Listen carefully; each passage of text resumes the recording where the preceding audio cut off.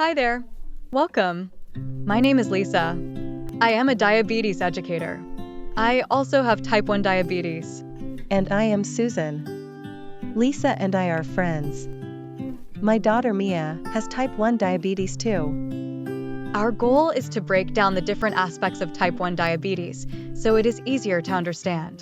In this video, we talk about what is glucose, where it comes from, and why it is important to us.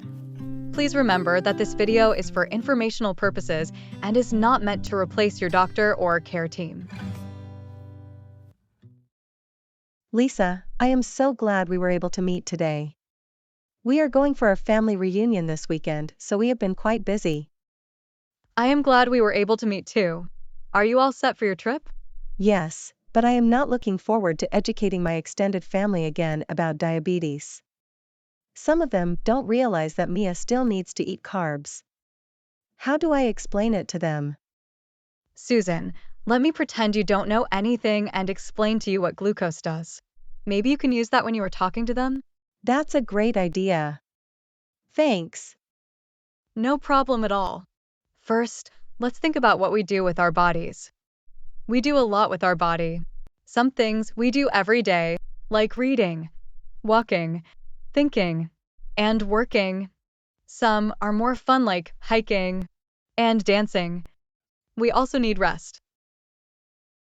We use different parts of our body for all those activities.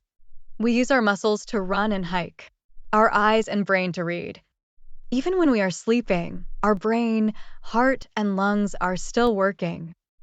They, in turn, need energy to do that. Our main source of energy is glucose, also called sugar. It's like the gas for our car. Without gas, our car won't run. Without glucose, our body can't function. We get glucose mainly from carbohydrates, or carbs for short. Susan, you know which foods have carbs because of Mia, right? Yes. Rice, milk, beans, bananas, and her favorite, cookies, to name a few. Right. You know what's interesting? Our body uses glucose for energy even when we have not eaten for hours or when we are sleeping. At those times, it taps into glucose stores. Our body tries to keep the blood glucose within a set range. When we eat carbs, our body breaks it down to glucose, and the blood glucose level goes up. This signals insulin release from our pancreas. As the insulin helps the glucose get into the cells, the blood glucose comes back down into range. Whatever glucose is not used by the cells is stored in the liver for later. On the other hand, the blood glucose level can drop if we have not eaten in several hours, like when we are sleeping. That is a signal for our body to release stress hormones.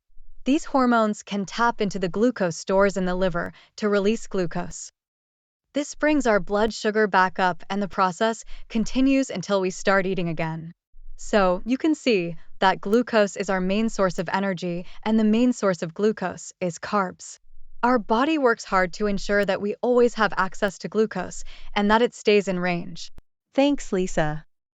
The fuel analogy for the car is helpful. They can relate to that.